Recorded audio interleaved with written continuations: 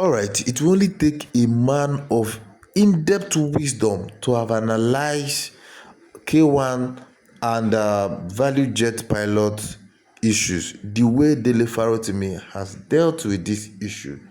It must have come from somebody with a critical thinking, and I love the way dele farptimi has given his analysis on this K1 and value jet pilot cases. It's not really about K1, neither is it about the pilot, but sincerely speaking, is a different thing entirely. Anyway, let's watch this video. K1 decided to play superhero and he was trying to chase an airplane. You can get lost in the show of shame, or we can enjoy the titillations and all of that. But there are critical issues that we ought to examine in looking at the week that was as it relates to that incident. This is not about a man. It's about a country. It's about the systems that we have built. I know that the entire episode has been reduced to that short clip of K1 playing superhero on the tarmac, whether that be a truant superhero or not. Don't allow yourself to get lost in the noise. What you saw in that clip was a window into the kind of country that we have built for ourselves.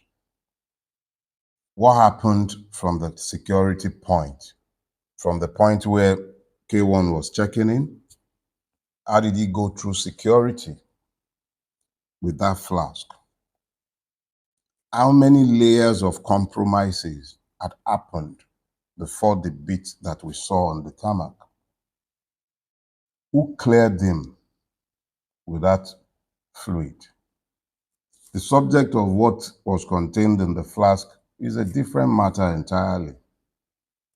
But I know as a fact that each and every Nigerian who has traveled outside the shores of Nigeria is fully aware that you cannot board an aircraft with liquid that is more than 100 ml. And in actual fact, they insist that even the bottle itself, anyway, that's another issue. I don't want to get bogged down in that. The key thing is this: how did he get to the point of boarding the plane with a flask containing that much liquid? What level of compromise happened to enable that to happen? Would the same level of compromise be available to terrorists? Is a material question to ask in the face of what we saw. That is one level. The second level, how transparent is the attempt at ensuring that this does not happen in future? We can make this about Kwam 1. We can make this about the pilot. And please, let me be very clear. I am not saying that it was correct for anyone to have taxied off if she knew and was aware that it was in that spot. But I assure you, or maybe I should do my best Buhari mimicry. I assure you, if I was a pilot, I probably would have done much worse. Insanity is the only cure for lunacy, and ours is a country that has gone mad. Because in the absence of madness as an excuse, how else do you explain where we are as a collective?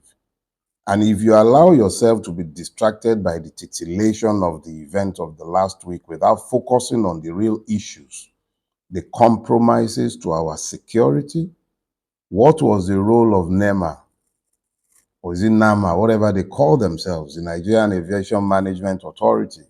What was their role?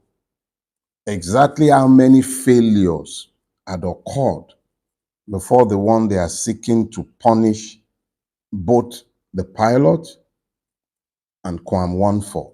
Move away from the persons. Let's deal with the institutions. How has the Federal Airline Airport Authority, how did it function? It is responsible for the security architecture in the airport. Exactly what happened. How many people have been issued queries? Who are the persons answering questions as to what led to this failing? Everywhere in the world, there are privileges extended to very important persons. However you shake Nigeria, the reality is that Kwam is a VIP. But even that is exercised without compromising the security of those who should be citizens but are victims. And if this has been extended to Kwam, how many people has enjoyed the same privileges? Let me be clear. It is unfortunate that names have to be mentioned when we are dealing with our issues. And it is equally just as unfortunate that persons are always focused on instead of focusing on the systemic failure that the person has merely highlighted. This is not about Kwam. It's also not about the pilot. It's about the kind of society that we have built as a collective.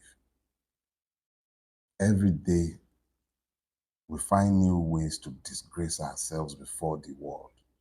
We pretend as though there can be a different standard for the Nigerian and another for the world. Aviation security standards are the same all over the world. All over the world, there are also VIPs. VIP either because you've paid for a first class ticket and you are exempted from going through the route that people who are flying cattle class would have to use. That's fine, but they do not extend that courtesy at the expense of security. How many compromises are we going to make in constructing a country? As it is, Nigeria is dying. That such level of compromise would happen to a critical infrastructure like aviation tells you exactly what we're dealing with as a collective.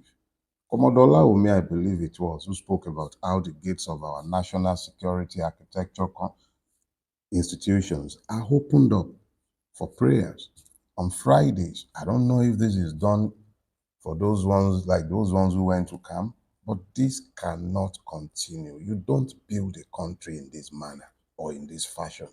You build a country upon truthful foundations, upon sacrificial principles, not on expedient comforts. This is my last word on this subject. As much as I can, I want to stay out of it. Kwam is not my enemy, and the pilot is not my friend. But this is Nigeria. I'm not allowed to go anywhere else. If I say I will demand Udua Republic, now gone on, I go begin the brink.